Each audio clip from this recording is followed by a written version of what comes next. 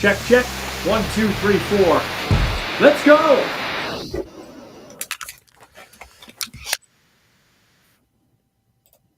And let's go. It is Ballsy Uncut here for this Sunday.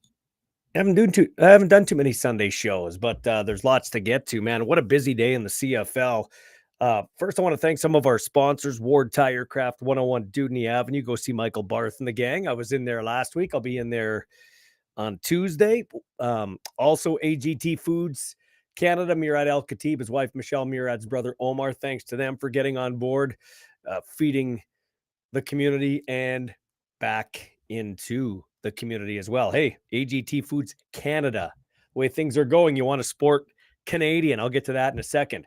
Also, I want to thank District Brewing Goods Saskatchewan, local brewing company on 8th Avenue with their Super Squeeze Seltzer, Mango Lime, Passion Fruit Lime. Thanks to them for getting on board. All right, yeah, so we know what's going on in the world. Tariffs against Canada now. It's going to affect a lot of people for sure on this side of the border. So this is the question I have for everybody out there. I'm not going to get into the whole political thing. It's above my pay grade. And when I do say things, people just say stupid stuff and start attacking you. And your friends who you think are your friends aren't really your friends. In fact, there's a former CBC sportscaster who never shied away from talking with me. Always come over, talk with me, ask my opinion about things when I played on the Rams and just most recently as a broadcaster when I became the voice of the Riders. But because he knows I've leaned towards Donald Trump. By the way, I'm in the camp that it thinks Donald Trump's a little bit off his rocker when it comes to tariffs against his, his ally. Well, maybe it's not his ally anymore, but America's ally, Canada. I wouldn't be supporting what he's doing right now. I'll say that right off the start. But because I say things online, this former CBC reporter thought he could just go off on a tirade about how stupid I am and I'm a hillbilly and I should move to the States. And thank God you're no longer the voice of the team. And no wonder you're not the voice of the Riders anymore. Not this type of stuff. He's just lucky that he got a cushy taxpayer-funded job at the CBC. So, yeah. Real classy there, Glenn. Real classy. Enjoy retirement. I could say a few things, but I won't. Anyway, I don't know that he worked real hard for his paycheck. Let's put it that way. In my opinion, from what I saw. There. That's what I had to say about that.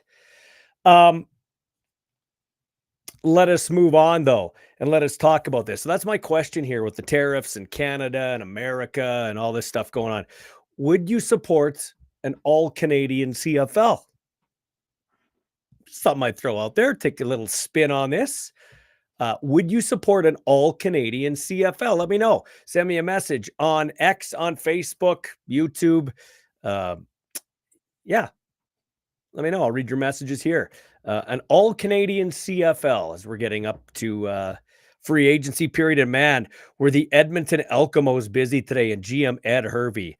They've agreed to terms with Canadian defensive backs Tyrell Ford, who joins his brother Trey in Edmonton, comes over from Winnipeg. Royce Mechie, who used to be a Calgary Stampeder, then an Argonaut, and he comes over to Edmonton. Then they re-sign American linebacker Niles Morgan, that tackling machine in the middle. They've agreed to terms with all CFL defensive lineman Jake Ceresna, who went to Toronto in a trade for Curly Gittens Jr. Not that I don't like Curly Gittens Jr., but I was a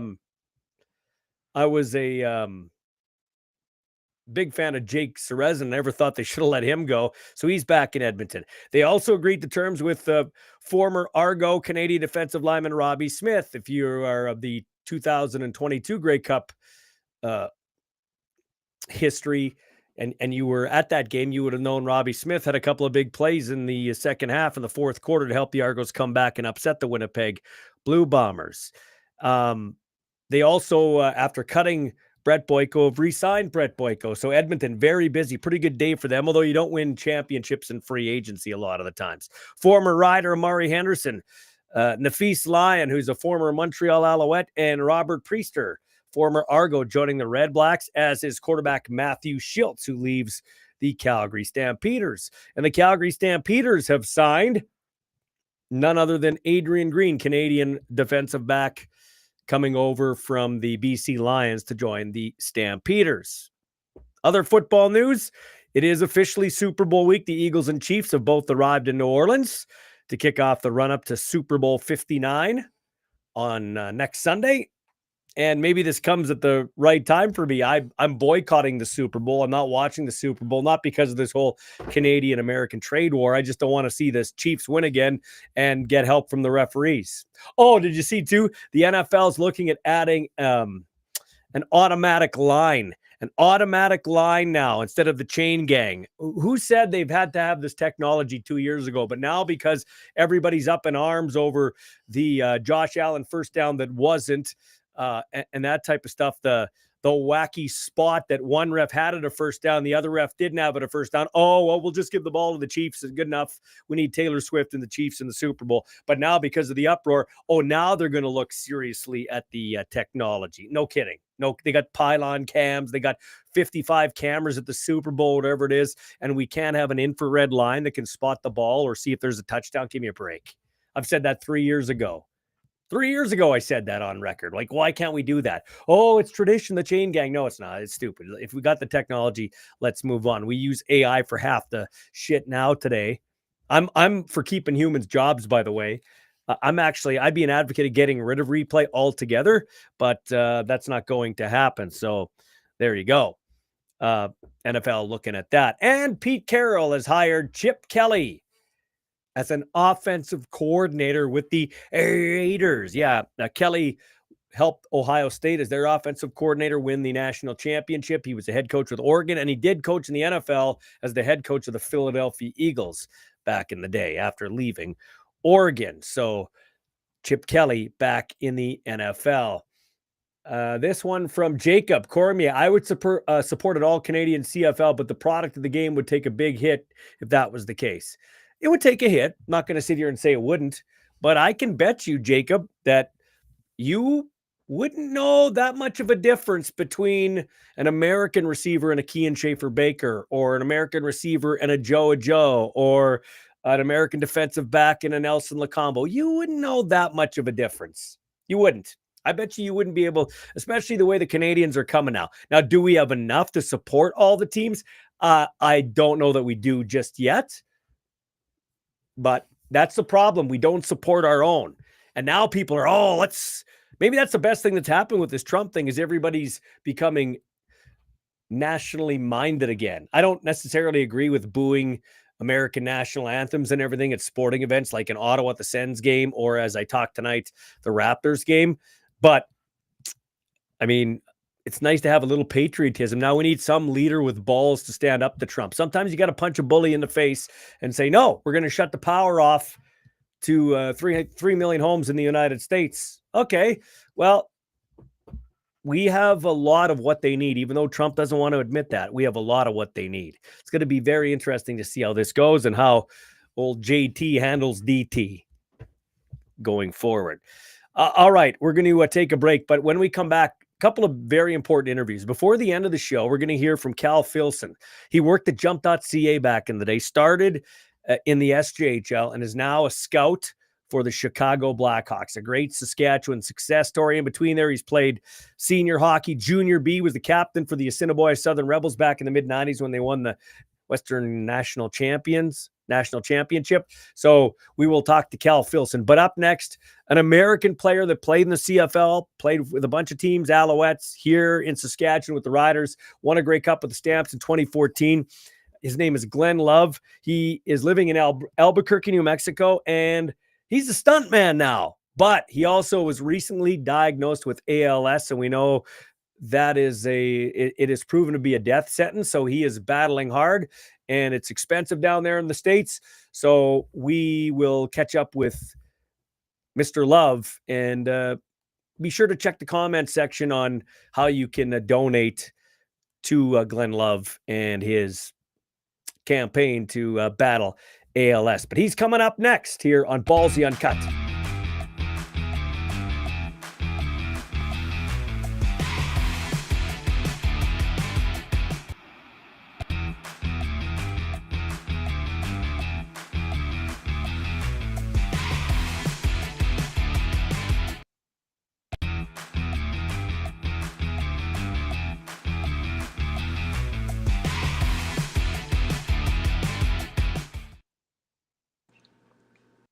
Pleased to be joined by former CFLer Glenn Love. Glenn, how are you, man? Good. How about yourself?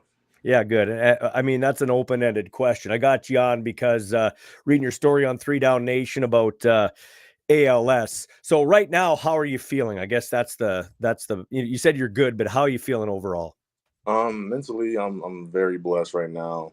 I'm taking a day at a time. I'm thankful for all my friends and family for hitting me up and showing so much support, and all these, other people that are hitting me up I haven't talked to in a minute, and just it's kind of crazy. So I'm very blessed to be in the situation actually. So yeah, Physically, go ahead. it's a little different. I'm getting used to it. I can still, work and do everything. So it's a progression thing. So yeah. Yeah. So physically, how is it different? Like what kind of changes have you noticed? I have gotten weaker. My left arm is weaker. My right arm is getting there as well too. My hands, like early in the morning, my hands are cold. They don't function as good. But once I get them warmed up, they go almost Mhm. back to normal, pretty much. Like they're pretty good, right? So it's not bad. It's just doing little things sometimes, like opening up like a very very tiny water bottle. Like I can't do that sometimes. So Mhm. things is very frustrating at first, but then you get used to it. And it's like, okay, well, this is part of it. Calm down, Mhm. meditate, think positive thoughts, and sooner or later you're opening up the water bottle. So it's very it's very interesting. Yeah, you know what? As a high performance athlete and now a stunt man, we'll get into that in a second. Yeah, Yeah, you use meditation, you use that mental gymnastics to help you, but that's got to be very frustrating. Something so menial like opening a water bottle you could do in your sleep, man. You smacked running backs and did all that type of stuff, and now sometimes you have to catch yourself like, damn, I can't even open a water bottle. yeah, man. So it's I just think life is so precious now, and I respect every little thing about it now. Whereas before, I was taking things for granted, kind of thing. You know, just walking down the street, or just Yeah, hopping on the curb or whatever. Like I know now that I can do it. I'm taking it for granted, but maybe 10 years from now, maybe 5 years from now, maybe 3 years from now, like I'm have to be cautious about doing that. So it's just yeah, everything is very it's very cautious and just thankful for everything right now. yeah. So you're a stunt man. Tell us a little bit about that. Yeah, I started off being RG3 stunt double when he was doing like when he came out doing like the all the Adidas stuff. I had put on long fake dreads on me and braids stuff with that. Did that coming out of college. Kept doing football commercials throughout my football career. Then towards the end of my football career, actually the year after we won the Grey Cup, I started doing Madden, the video game, because I was already up there in Canada, and I didn't realize that Vancouver is like the base of EA Sports. So Mhm. so I was up there doing that. Then ever since then, I was doing it every probably every other year for Madden. Then started getting the martial arts. Then towards the I guess the end of my career, I blew up my knee. But then a coordinator hit me. I'm like, hey man, can you like do this TV show? I'm like, man, like I'm in season, but I just blew up my knee. He's like, well, it's a space TV show. Like you don't really need your strength in your knee. You're gonna be floating in wires. I'm like, okay. So I got the surgery, got some rehab, did it, got some rehab done, and started, working with him. And ever since then, it's been stunts. So I was fortunate to leave the CFL with like a job. So a lot of Yeah. people. So I had a little game plan, which it I kind of cut it short because of the injury, but then I recovered 100%. But I'm like, I'm also going to my new career now. So Mhm. And you're talking about living life to its fullest, Glenn. So you're probably just soaking it all in, right? Like you want to, you were just came from the set. Like you want to get everything in while you can, right? Because you do feel like who knows how long it's going to be. But I mean, let's be honest. When you have ALS, you're on kind of borrowed time physically. I would think. I could be wrong. yeah, for sure, for sure. There was actually a job I did maybe a week or 2 weeks ago. I was in LA as for Fallout, and I don't know if you guys see the TV show. They have these big armor suits kind of thing, right? That they wear, and I was I was actually wearing one of the armor suits. It was like 125 pounds. Like I was walking in and doing different stuff, and just I gotta do what I can while I can, because if I don't, then I'm gonna be depressed and it's just gonna make things worse. So, Mhm. Mhm. um, you just gotta push yourself, but not to the extent where like you're exhausted, and not to the extent where you can't get up tomorrow morning kind of thing, but just enough where okay, I can do this. There's a limit, and you can still get after it. So have a good life and still travel, do everything you want to do. How did you find out you had ALS? I found out from the doctors.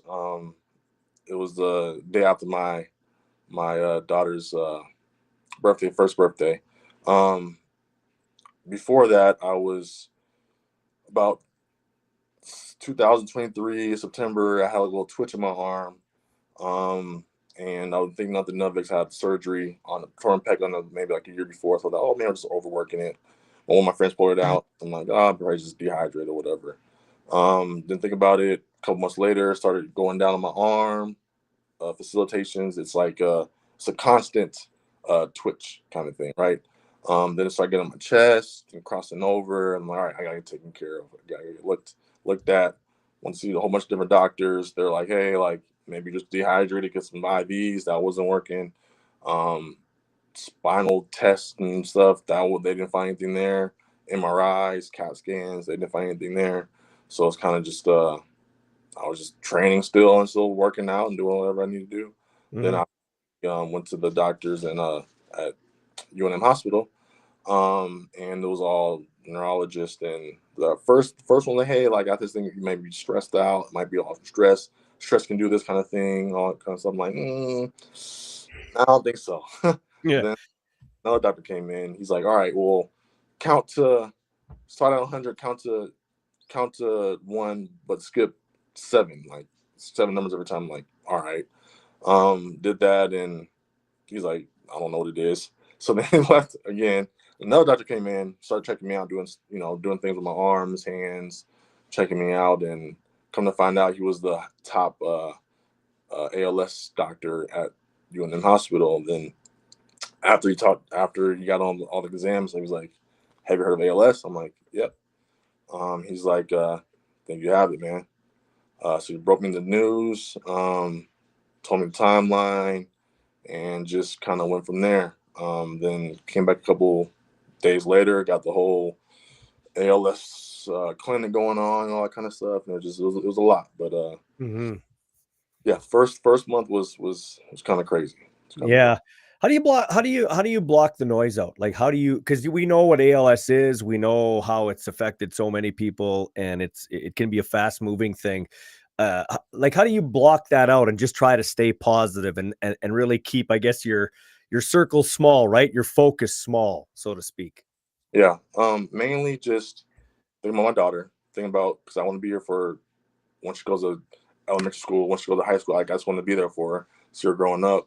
Her, then just being with my family and just having a great support system behind me and keeping me my base. Like I'm not the one that's doing all this. It's God, it's my family, it's everybody. So Mhm. having that support and having that kind of mindset of my past sport mindset of just don't give up, just keep fighting. Mhm. Um, and I just goes along with it, and just it's tough sometimes. I wake up sometimes like I don't want to do shit, Mhm. but 5 minutes later I'm doing rehab, I'm stretching, I'm doing the cold tub, like I'm doing everything just because I think about take a little picture, see my daughter, or get a text from a friend saying like, "Hey man, what you doing today?" I'm like, "Oh shit, I better get up and do something." So it's just like all that kind of stuff, and it just makes me motivated and just keep pushing. And now since I actually told everybody, I didn't tell anybody for like 6 months, except for like some close friends and family. I'm getting other people that are around my age with ALS Mhm. and their experiences and everything like that too, and it's just real eye opening where it could be anybody. I mean, everybody I've talked to that's my age has been a top athlete, athletic, healthy career, healthy living in general, and they got it. So it could be anybody, and it's just kind of weird how like this one thing that you can be healthy, like completely healthy, and can just shut you down, and the doctors don't know anything about it. So I kind of want to put that out there even more. I know people know about ALS, some people don't. I still have people, my friends, like, hey man, like what is ALS? I mean, I hear about sometimes. Yeah. When I got to explain to them, like, oh, that's what it is. Okay, so just things like that, man. Just you got to spread awareness and just help out. So I'm just doing a nonprofit. I'm starting a nonprofit as well too. It's a little bit different. Usually nonprofits for ALS are, a fundraiser to trying to do more research about ALS and trying to find the cure. Well, me, I'm like, all these people out here have ALS, and some people can't afford the the B12 shots, the fish oils, all these kind of supplements to help us survive, because the medical industry only gives us one little thing like, hey man, take this every day, twice a day, and you can live another 2 or 3 months. Okay, well, what about everything else, man? Like, y'all Mhm. don't, you know what I'm saying? All these other supplements that aren't that can help, that we have to pay out of pocket for, and it's expensive. Like the B12 shots are $200-300 a month, kind of thing, right? So just a lot Yeah. of people. So let me stop you, Glenn. How much, like, I got you on here. I want to know about your foundation, but I also want to help Glenn Love out so he can, you know, play, pay, do my part to help you so that you can stay around and we can get you the medicine. How much do these tests and medicine and everything cost you? Just in general, like I'm trying everything, like supplement wise, like anything positive. Let's try this. That's a, a cool 500-600 bucks a month just for the supplements, kind of thing, right? At least. Then there's clinics where I'm flying to California every week for 2 or 3 days. I'm getting clinics there, and that's a couple $100 a day, kind of thing, right? So just Mhm. that kind of adds up. Then I'm buying a machine because I can't be there all the time, so I have to buy the machine, and that's 10,000. You know what I'm saying? Like it's Yeah. just add up fast. Then there's like like the pods and stuff like that, the CVAC machine. That's another 40-50 bucks every time you get in for like 20-30 minutes, right? So it's just, and I'm trying to do that every day. So just all that kind of stuff, and the flights, and just a lot of time consuming, a lot of everything. But then there's other treatments out there that could be very beneficial, like stem cells. They're still doing things with that. Peptides, that's another. Peptides are, 200-300 bucks a month. Stem cells are $5,000 to $10,000, 15. Depends where you get it, right? Mhm. That's, you gotta do that every 2-3 months, right? So it's a lot. And the other clinics were like, oh well, it could be, different testing and diagnostics, but the diagnostic test is gonna cost you $5,000 to do the diagnostic test that the insurance doesn't cover. Then if you're there for a month, it's gonna cost you another $30,000 there just to Mhm. get all the testing there done and like all the treatment stuff done. So it's a lot, man. So like then you also have to read between like, is this place actually gonna work? Like, is there anything that's actually proven? Like, yeah, you might have one person that has seen improvements, but how many people haven't? And I'm spending this much money, so like for me, I have to even do so much more research and just make sure that like I'm not about to just waste my money, people's money that help me out and everything, just to just do that kind of stuff. So like, it's a lot of back and forth headache just trying to find the right things, but Mhm. right the cost minimum down, so then I can at least do the cheaper things and see if it works, and if it doesn't, move on something else and keep moving on. But it Mhm. gets pretty costly. So Kind I'm going to give the I'm going to give the link in my comment section of this, and people will be able to go and donate to you. Tell us a bit about your foundation. What's the, I know what it's about, like in terms of the end goal, but like what do how can people learn more about your foundation?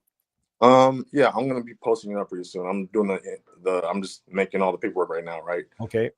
So that's gonna be done within a week or two. It's gonna be Love Life uh ALS Foundation. Okay. So it's gonna Okay. be, it's probably gonna be on my Instagram once I get it posted up and everything. And I'm gonna have my he's a brother to me. He's my brother-in-law. He's like brother to me. I'm gonna have him hook it up and do everything. And he's been great and fantastic about different stuff. But it's gonna be a good movement. It's gonna be a good movement. Awesome, man. Hey, Glenn, do you think football did this to you? Honestly, I don't know. If it did, I think a lot more people playing football will be having it. I've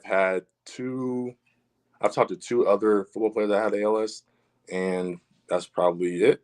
There might be a couple more out there that is maybe my age, but haven't came through or whatever. But if it was from football, a lot more people would be having ALS.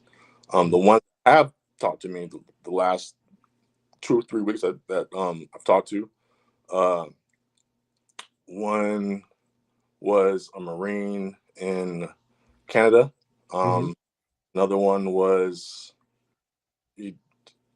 something with ambulances. I don't know. I can't remember, but wasn't anything sport related. He did play hockey when he was younger. A hockey player, not professional, but when he was younger, but he ended up playing lacrosse. So I mean, physical force, but nothing crazy like football. So most of the people that I've known, and also there was a cross country runner that had it. So like, yeah, like it's an athletic thing. I think a lot of the healthy people that push their bodies really really hard and maybe had surgeries. I think it might be a surgery thing because every time I talked to one of them, they probably had a surgery behind it. So I don't know if that has to do with anything. But there's women that have it that are my age and they don't play any crazy physical sports, right? So no concussions with that.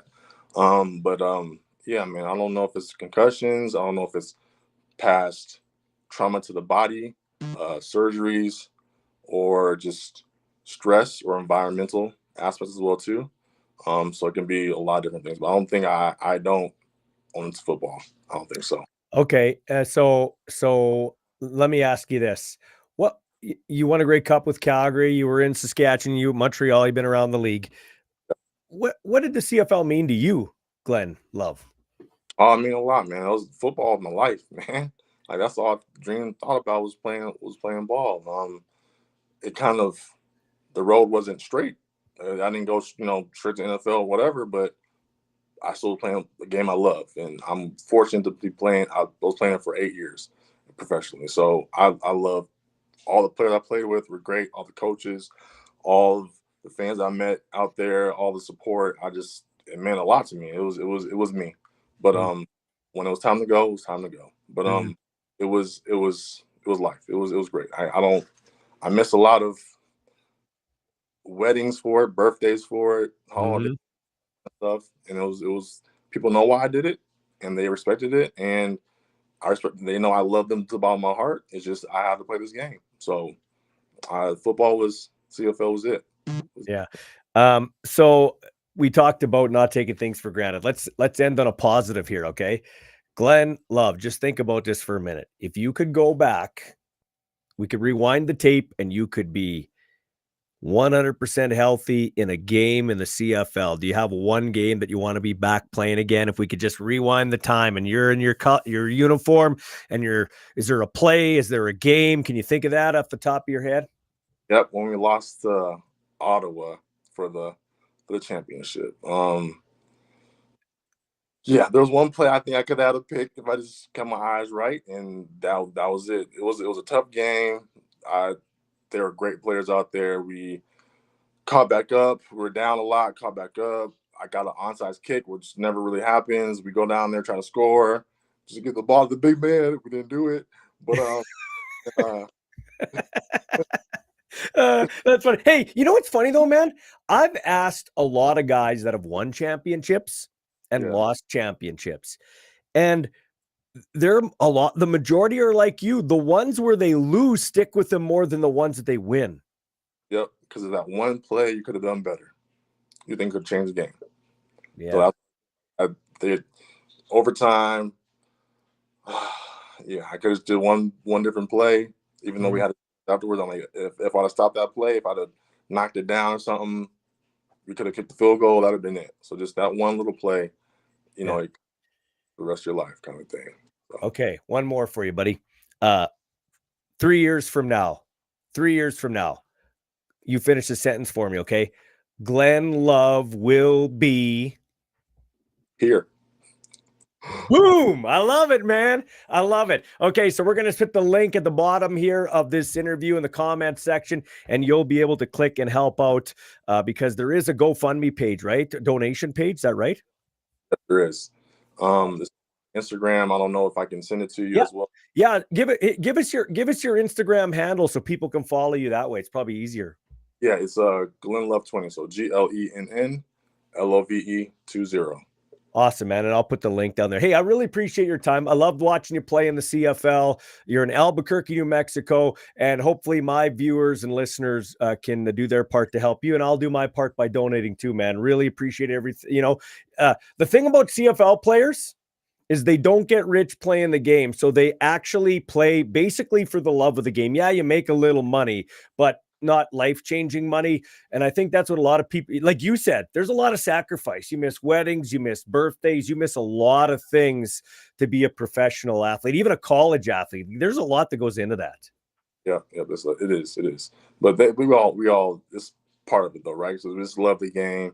We just like to give out. That's all it is. So and we enjoy it. So it's good. Yeah. So let's give back to Glenn. Thanks for your time, man. I really appreciate it. You as well.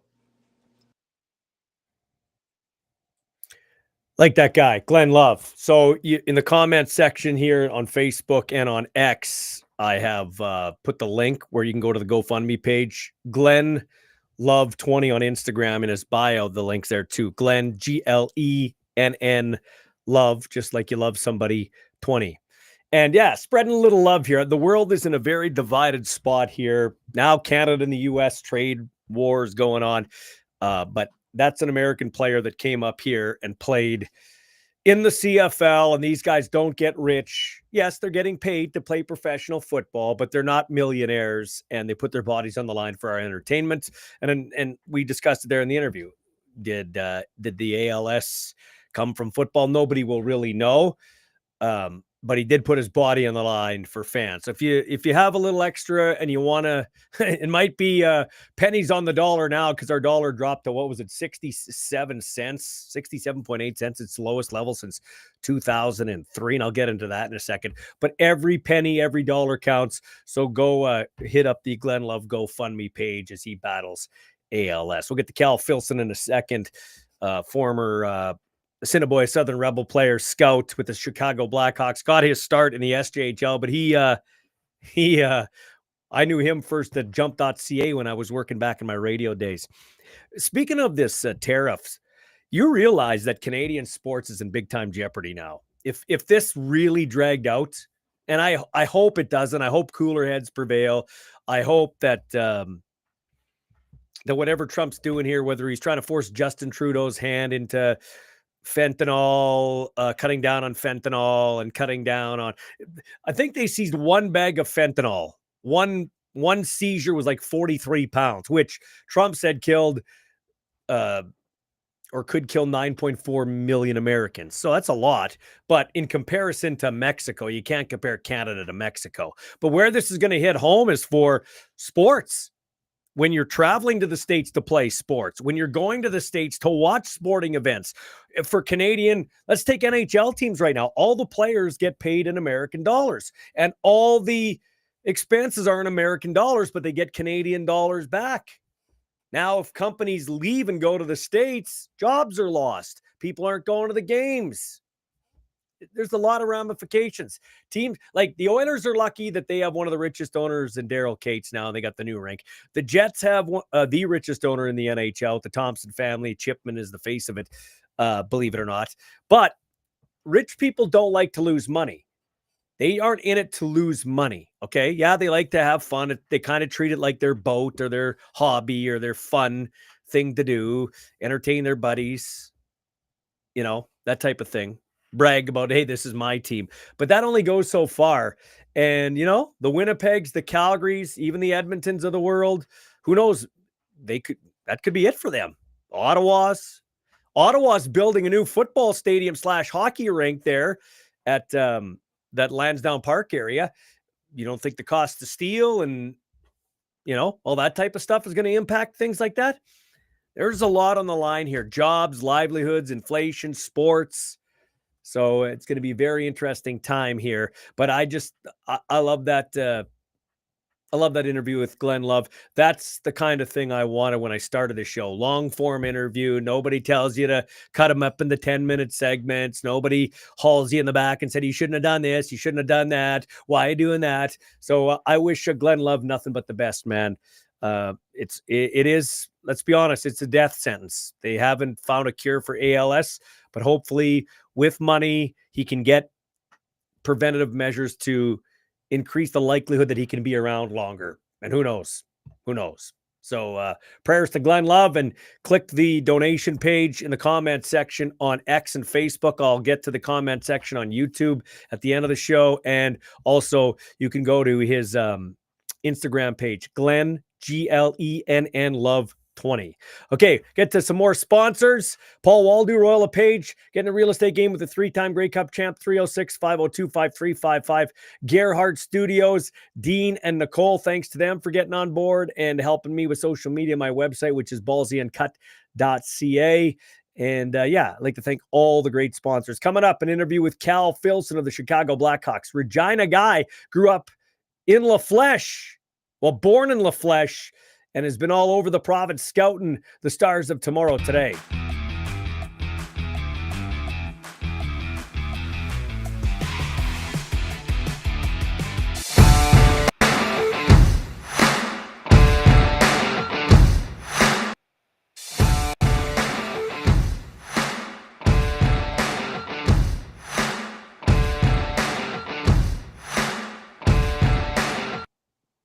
All right, here's my friend Cal Filson. You never age, man. What do you do? Like, how do you stay healthy and young all the time there? It's my I'm on the road so much. I try and go to the gym when I'm on the road. I do some Brazilian jiu-jitsu when I'm in the city here, but other than that, I have really good genetics. Brazilian jiu-jitsu. Where do you do that, and how did you decide to get into that? I do it at Regina Jiu-Jitsu. I've always been a fan of all the combat sports, professional wrestling from when I was young, boxing, MMA, and I wasn't going to go out and get punched in the head. So I decided that just wrestling around and doing jiu-jitsu would be something that would be a lot of fun. And it really is. I love it. It's early morning classes. I usually go at 6 a.m. when I'm home. Yeah. And it's a lot of fun. So how old are you now, if you don't mind me asking you? I turned 50 this year. 50?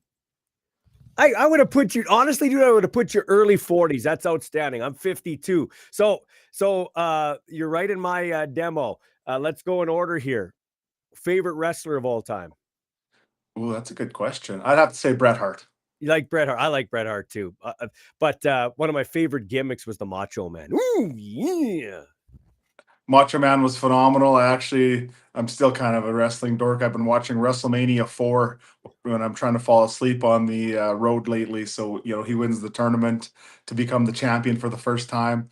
It's still a lot of fun. I'm a wrestling dork too. I always go down the rabbit holes on YouTube or Dark Side of the Ring and all that type of stuff. Absolutely. Ric Flair wants to wrestle one more time at 75. I saw his alleged last match. It looked terrible. I think he's got to stay out of it. Somebody's got to keep him out of that ring. I think he probably feels pretty bad for the way he ended it last time and thinks he can probably stay awake for at least 15 minutes. So, I would have to think that he doesn't want to go out that way, which it's hard to blame him. You don't want to go out, but man, it's tough to go out at your best when you're 75. Who is your favorite boxer of all time? Oh man, that's a good question. I'd have to say it might be George Foreman. I really liked it, and I don't remember him from when he was in his prime, but I really liked when he came back and showed the old guys could still do it and won the heavyweight championship when he was in his 40s. That was really inspiring. I really liked that. That was a lot of fun. We didn't have money when I was growing up a lot, but I remember listening on a transistor radio in my bedroom where I could pick up like a feed, and I listened to at my aunt's house a Sugar Ray Leonard beat. Was it Marvelous Marvin Hagler, like in 1987? And so I was a Sugar Ray fan. I like Sugar Ray Leonard.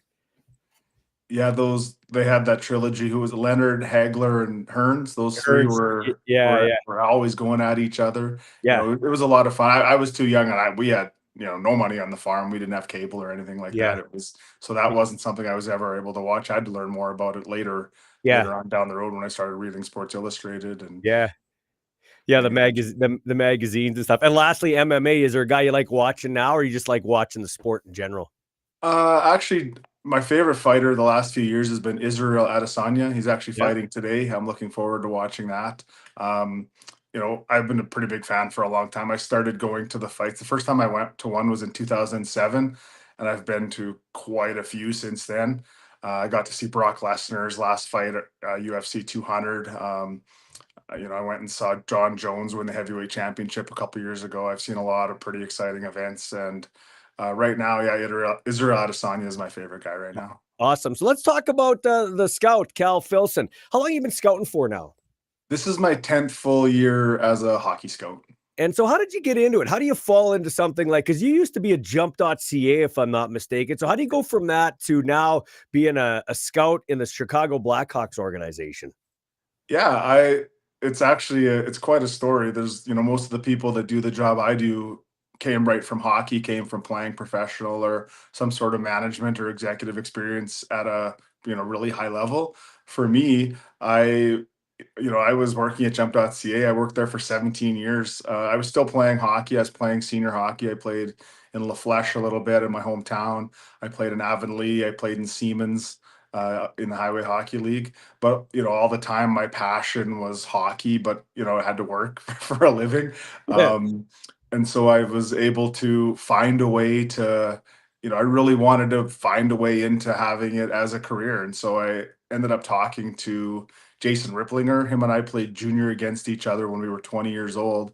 And then we ended up playing on the same beer league team in the adult safe league here in Regina. And I just asked him, if there's how can a guy get into just in getting into scouting. I thought that'd be awesome just to be a scout in the Regina area. Yeah. And so, after a little bit of nagging, he ended up hooking me up with the Flin Flon Bombers. And so I was the Regina area scout for the Flin Flon Bombers, and I went to games for a couple of years, and I was in the rink all the time. Yeah. And all of a sudden, the Seattle Thunderbirds needed an area scout for Regina. And so the head scout, he's become a good friend of mine, Colin Alexander, started asking some of the local, scouts around from Regina, asking them, is there anyone around here that could do this? And they said, hey, this guy's in the rink all the time. He's, good enough guy, helps us with our cell phone problems. Go talk to him. And so Colin and I hooked up, and then I became the area scout for Seattle. Yeah. And then I did that for 6 years, just, watching games, Regina, Moose Jaw, Yorkton, whatever. And then Colin was fortunate enough to get a full-time job with the Pittsburgh Penguins. And so Seattle needed someone to become the full-time director of player personnel head scout. Yeah. And Russ Farwell was a good guy, and he hired me to be that and do that job when I was 40 years old. I actually signed the contract on my 40th birthday. So that's when I left the cell phone world after being in it for 17 years. And I did that for 8 years, and we Yes. had a great run in Yeah, Seattle. you did. My first year, we went to the league final. My second year, we won the league championship in Regina. Yep. And then we had a couple of years, just part of the rebuild, but we still made the playoffs in those years. We never really hit the skids and fell off the face of the earth like some teams do. And then the COVID knocked out a couple of years. And then after COVID, we were back in the league final, and then we won it again in 2023. So let me stop you there. That's a good and it's amazing. We'll get into the Blackhawks in a second, but junior hockey is cyclical, and a lot of teams, more than not, it's a tear down. It's like we do well, and now we're tearing it down. Look at the Pats. Al Miller, who I have a lot of respect for, comes in now. He's got to tear it down and start it all over again. The Moose Jaw Warriors went on that remarkable run. Now they're tearing it down, starting all over again. How do you what's the art to not tearing it down and maybe reloading instead of rebuilding? Things sorry, things have changed quite a bit since then. Even that was kind of the last year. We didn't have to tear it down. We were really lucky. The draft is a lottery in the Western Hockey League, and we had the third best odds, and we ended up getting Matthew Barzell. We won the lottery, and that was a heck of a start. We drafted Matthew Barzell, Keegan Kolazar, and Ethan Bear, all with our first three picks in one draft. So you can start your foundation around that. When those guys are 18, 19, they were phenomenal. All of them drafted, all of them playing in the NHL this year. Ethan's been up and down from the minors, but he's been a full-time NHLer a lot in his life. Mhm. So you start with those three guys, and we never really had to make any trades. So we won that league championship, and we still had our first round pick and our second round pick. Yeah. We had some picks later on that we didn't have, but still, if you can have your first and second round pick. So we never had to fall off the cliff that far. And then after the third year I was there, Russ Barwell took a step back, and Bill LaForge came along and took over as a general manager. And he started making trades that was gonna pretty much. We knew that the kids we drafted that were going to be 19 in our championship, we knew that that was a really good group, and we started to build around them. And we were able to draft Kevin Korchinski. Mhm. Thomas Milic was in that group. World junior goalie a couple of years ago. So we really able to draft into that group. But it was kind of luck. We never had to trade to trade all of our picks away and all our young guys. And Mhm. so, but then again, this year when we won again, we did do that. We traded lots to get guys like Dylan Gunther and Brad Lambert and Luke Mhm. Prokop, and it worked. We couldn't quite pull off a Memorial Cup win, made it to the final and lost to Quebec. But in terms of now Seattle missed the playoffs last year. Right now they're on the outside looking in. They've got a good chance at making it. They made a couple trades at the deadline to trade some big names away, but they've added a couple of guys that they can hopefully make the playoffs this year. But it's tough. Yeah, what do you make of the hotshot Regina kid playing for the Pat Canadians, Maddox, and how he's lighting it up? He, I live in Regina, Yeah. but I'm hardly able to watch extra hockey in Regina. I'm Yeah. on the road so much. But I was lucky enough. I actually was in Calgary during the Circle K tournament, Mhm. watching. I was at a Hitman game, and then I was going to a Red Deer game, so I had some time off, and I went and watched him play one game. It was against the Pittsburgh Penguins U18 team, and it was phenomenal. I don't know if anybody had heard about it, but he scored 4 goals, including tying the game with zero point 0.5 seconds left. Then he got the puck, went end to end, fired it top corner, and won it in overtime. It was phenomenal. And I've been lucky enough. I help out hockey school in the summer, and he's been on the ice for that a few times when I've been out there. Phenomenal kid. He's got a bright future. I'm really excited to see where he goes in this upcoming WHL draft, and he's going to play a lot of games next year in the Western League, and I'm looking forward to seeing him. I enjoyed my brief time with Connor Bedard, all the interviews I did, and obviously following and covering the games on Access Now. Great family, great kid. Had a really good start. What we thought for the first year, second year here, what hasn't come as easy, although lately he's been getting hot. I think we put a lot of pressure on these kids early. Now I know, listen, nobody's crying for Connor Bedard. He's got this popularity, he's got the money, he's in Chicago with a flagship franchise. But sometimes I think we forget, especially media fans, these kids are 19. This is a 19-year-old boy.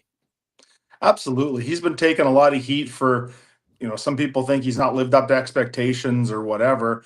But you look, his first 100 games, he had the same amount of points as Austin Matthews. That's that's a high bar.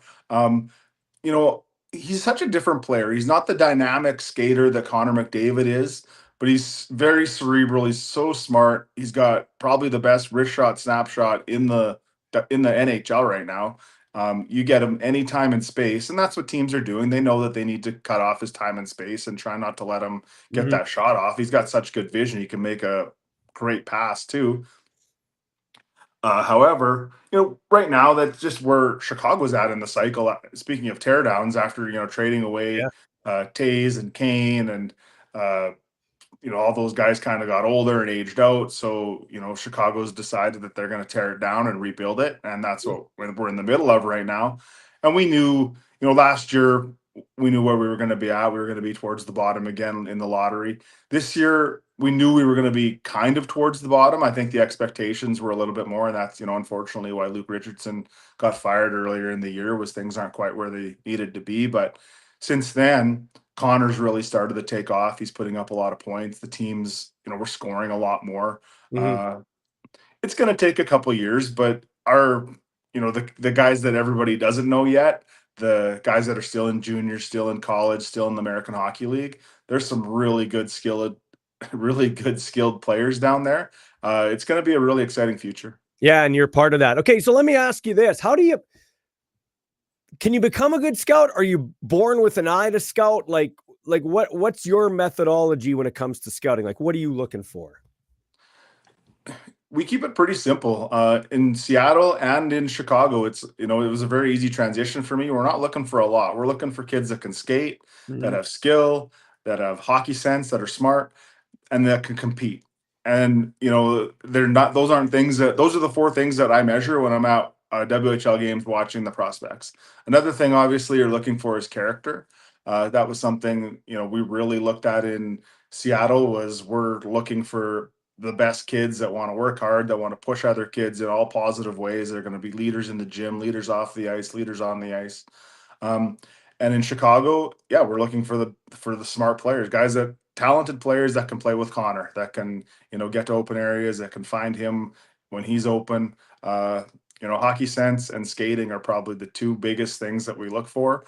But again, compete and skill are right there too. Two more questions for you. Assiniboia Southern Rebels. I'm tied in there reading the sports in the morning at CKHD radio, and some of this audio will run there. You were a part of a championship team there, captain. And I know Curtis Nelson asked you to help out a little bit with the kids and talk to them. Just your thoughts on that program and what they're doing out there in Assiniboia. Man, I was very excited when I heard that Curtis was taking over. He is the absolute right person for the job. When he puts his mind to something, it is absolutely going to get done. Like I don't know, I can't give Curtis enough credit for just having that rink built out there. It is a phenomenal facility. Mhm. It is world class for any small town. And then the team itself. I know right now they're not that high in the standings, but they've had a really good run since Christmas. They brought in Todd Alec, former Mhm. NHL player, former U of R Cougar, to come in and help coach the team, and he's done a really good job there. They're really starting to develop some players. I think they've got a really bright future. This year, it's tough, but I think having someone like Todd there and then the facility itself, they're going to really start to be able to recruit, and it's going to be really exciting there. So, Cal, how proud are you? LaFleche, uh, you know, senior hockey, beer league hockey, adult save hockey, jump.ca, playing days in Assiniboia Southern Rebels, and now you're proudly wearing the Chicago Blackhawks logo above, on the right side of your zip up hoodie there. It, you know what? It is. It's almost. I almost don't believe it myself. Going from working. When you and I first started hanging out, when you were, doing in the radio days, and I was hanging out in the store, you'd come down, do your Yeah, morning hits, yeah. and how things have changed since then. It's unbelievable. Uh, yeah, I'm very proud, and it was a lot of hard work. Just show up at the rink, and you find talent in unusual places if you just keep showing up. So and for me, you're a little bit lucky, get the right guys, and they turn out. We drafted some guys in Seattle, 8th round picks that turned into first-round pick in the NHL, a 4th round pick that turns into a second-round pick in the NHL. So you get a little bit lucky, but a lot of that luck comes when you just keep on working hard and keep putting yourself in the right positions. But man, do I feel fortunate. Just a land with an organization like the Blackhawks, just world class in every way. Yeah, I'm a happy, fortunate guy. So, last question for you. I'll squeeze one more in here. So, what's everybody's got goals in life. My ultimate dream was to be a play-by-play voice in football. I reached it, albeit for a brief time, but I did reach it. So I could say I made one of my dreams come true. Would you like to be a general manager, run your own team, like obviously at the NHL level? Absolutely. One thing during the pandemic, the Seattle Thunderbirds were so good to me. My paychecks never stopped coming. There was nothing going on. I actually went online and took an MBA course. Like I do have that business side of me back from the Yep. Jump.ca days, and it's always very interesting to me. I would like to get into management or executive of some kind, and help run it all, run the hockey side, run the business side. That's my long-term goal for sure. Well, man, it's great talking to you. That color looks good on you. I'm an Oilers fan, but that's my favorite uniform in professional sports right there, Chicago Blackhawks. And we'll leave it at that. I just hope it. Jeremy Roenick told me they'll never change that logo, and I hope he's absolutely right. That's all politics and racial stuff aside. That is just a beautiful logo and a beautiful jersey, in my opinion. I couldn't agree more. Hey, man, thanks for your time. I appreciate it. Thanks, Ballsy. Cal Filson joining us from Jump.ca in Regina to big-time hockey in the NHL with the Chicago Blackhawks. All right, that's going to do it for the show today. Once again, thanks to our sponsors, Ward Tire, Craft 101 Dudney Avenue, District Brewing, 8th Avenue in Regina. Their products in Saskatchewan liquor stores. Local, Saskatchewan, Canadian. You're thirsty, you want a beer, get their stuff. AGT Foods Canada. AGT Foods Canada. Murad El Khatib, Omar, his brother, and Michelle, Murad's wife, giving back to the community with the Thunder and the Riot. Boys Next Door Window Cleaning, another local business. They are also in snow removal and the track lighting that you can put up, but not just for Christmas, but you use it at Christmas, but you can change the colors, different themes, whatever. We've got them. We did pay. We paid, even though Nathan is Crescenda's son, Nathan and Landon, the business owners, like PVC fencing. Once you put them up, it's there. You don't have to worry about it. And a guy like me, a scaredy cat, doesn't have to get up on a windy day to go on the roof and hang the lights. All right.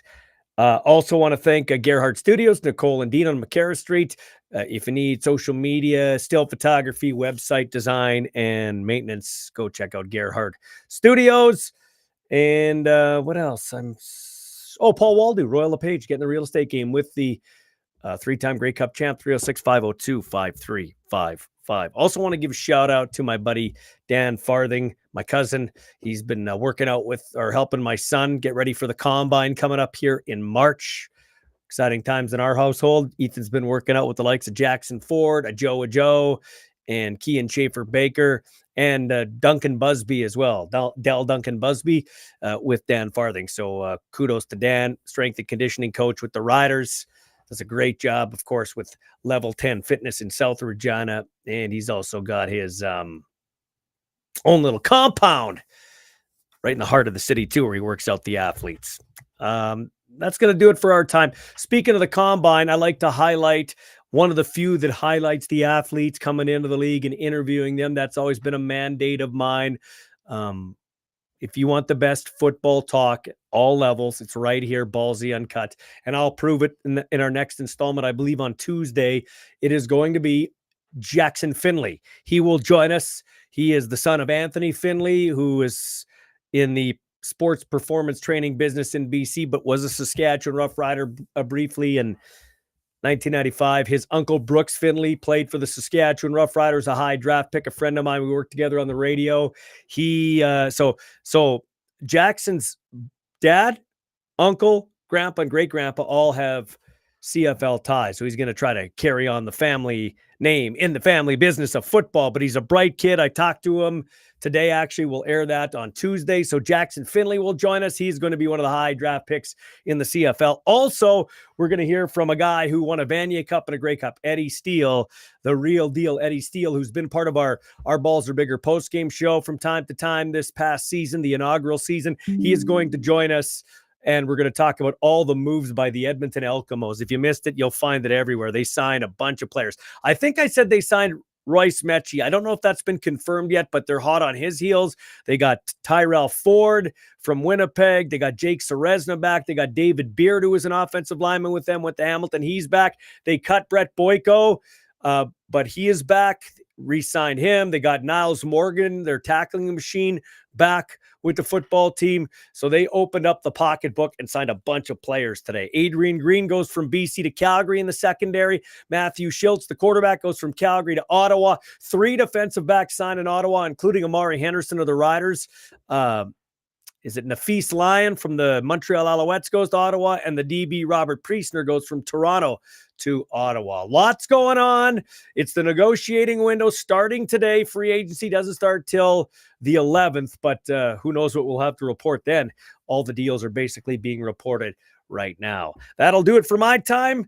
Tell all your friends, and remember, hit up that GoFundMe link that I have posted here in the comment section on X and Facebook. I'll get it on YouTube as well. Or you can go to Glenn Love's Instagram page, Glenn, Glenn Love 20. And in his bio, it is going to have where you can donate for his GoFundMe page, as the former CFL defender is battling ALS. We will talk to you next time. And thanks for checking it out.